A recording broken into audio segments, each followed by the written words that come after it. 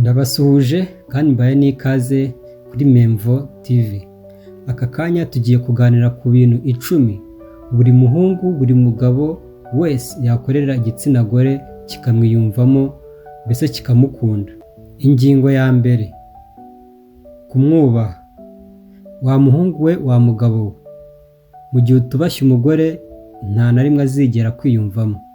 Ntukajye uvuga ngo muha amafaranga, ngo muha impano, mbese nkamwereka ko mwitayeho. No, umugore akeneye ko umwubaha, kuko izo mpano zose n'ayo mafaranga bishobora gushira, ariko umugore akunda umuntu umwubaha. Igitsina gore aho kiva hose kikagera kigakunda umuntu utagicisha bugufi imbere y'abandi bantu. Icyitonderwa, wa muhungu, umukobwa n'umukorera byose ukamwubaha, icyo gihe umukobwa aba yumva atekanye kuba afite umuntu umwubaha, nawe icyo gihe ahita kubaha, n'urwo rukundo yakwemereye agahita aruguhereza. Ingingo ya kabiri: kumwumva neza. Wa mugabo we, wa muhungu, mu gihe utumvisha umugore wawe neza nta na rimwe nawe azigera akubaha. Ntibibaho. Abagabo benshi, abahungu benshi bavuga cyane, ariko bakeya bakaba ari bo bumva. Mureka avuge ibimunezeza, avuge ibimubabaza. Ntuhite uca urubanza cyangwa ngo umubwire ibisubizo bidahari. Icyitonderwa, wa muhungu we, wa mugabo, iyo umukobwa umwumvise neza, icyo gihe nawe atangira kukugirira icyizere. Icya gatatu: kuba inyangamugayo. Wa muhungu we, wa mugabo we, urukundo ntabwo rwubakira mu kubeshyanya. Niba ikintu ari yego ni yego, niba ikintu ari oya kibe oya. Niba hari ibitagenda neza ubivuge, kandi ubivuge mu mucyo. Icyitonderwa, ukuri gushobora gutera ipfunwe imwe, ariko ikinyoma kigatera ipfunwe ubuzima bwose. Rero mwa bahungu mwe, mwa bagabo mwe, mwitonde, mukoreshe ubunyangamugayo, bityo n'umukobwa wakwemeye urukundo azaruguhereza byihuse. Icya kane: kumufata nk'inshuti. Fata umukobwa wawe, fata umugore wawe nk'inshuti. Banza umufate nk'inshuti, muganire, umenye uko ameze, umenye ikimubabaza, umenye ikimushimisha, umenye ibyo yanga, bityo bizatuma urukundo rwanyu rukomera, kuko urukundo rukomera iyo habanje kubaho ubucuti. Rero banza ugire umukunzi wawe inshuti, ubundi umutima we azahita awukwegurira. Icya gatanu: ibikorwa.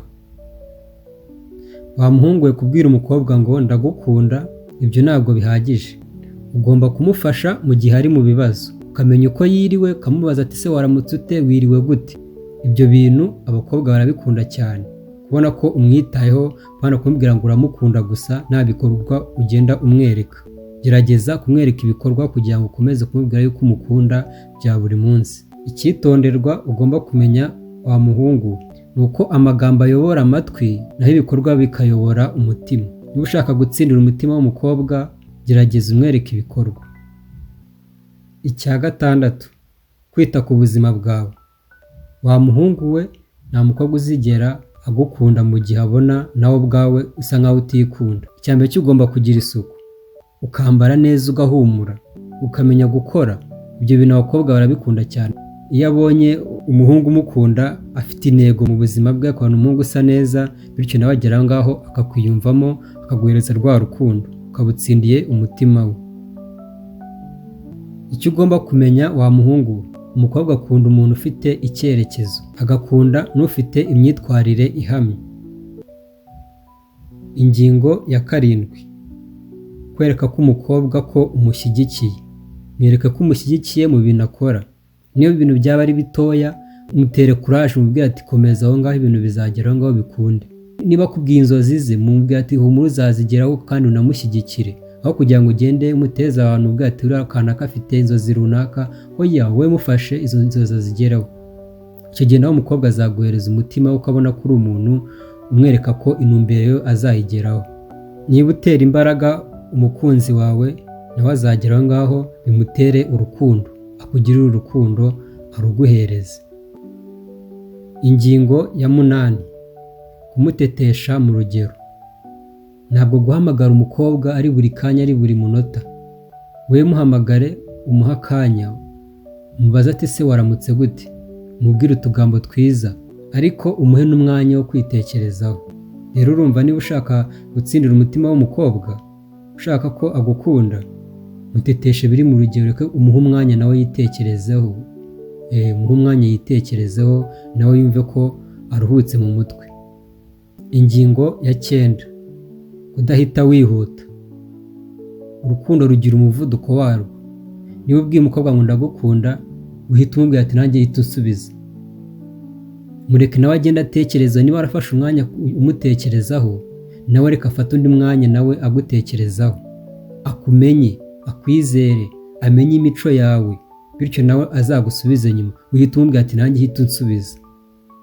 Wa muhungu we ushaka gutsindira umutima w'umukobwa, menya ko ibyubatswe gahoro bikomera kuruta ibyubatswe vuba. Ingingo ya 10 ariyo nayo ya nyuma, kuba wowe. Wa muhungu we ba wowe. Nta kigero uzigera uvuga ngo ukoze ikintu cyangwa uvuze ibintu kugira ngo utsindire umutima w'undi muntu, kandi ibyo bintu atari byo, ari ukugira ngo umubeshye, ari ukugira ngo wirarire ukore ibiki. Nta na rimwe umuntu azigera agukunda kubera ko wakoze ibintu bitakugaragaza wowe nyawe.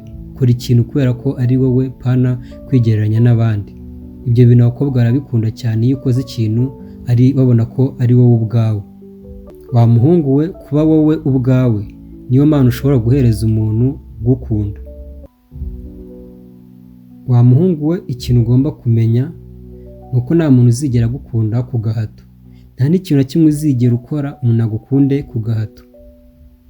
Niba umuntu umubwiye ngo ndagukunda, niyo wakora ibishoboka byose ugakora n'ibyahehe, we atakwiyumvamo nta rukundo ashobora kuguhereza. Bimubwire nawe umuhereze umwanya mu mutima we, nawe abitekerezeho. Murakoze cyane. Ibyo bintu 10 nimubikurikiza muzatsindira umutima w'ubakunda. Murakoze cyane. Nibuka gukora subscribe, tubane no mu bindi biganiro. Ikindi kintu naba nibagiye kuvuga ucyandike muri comment. Murakoze.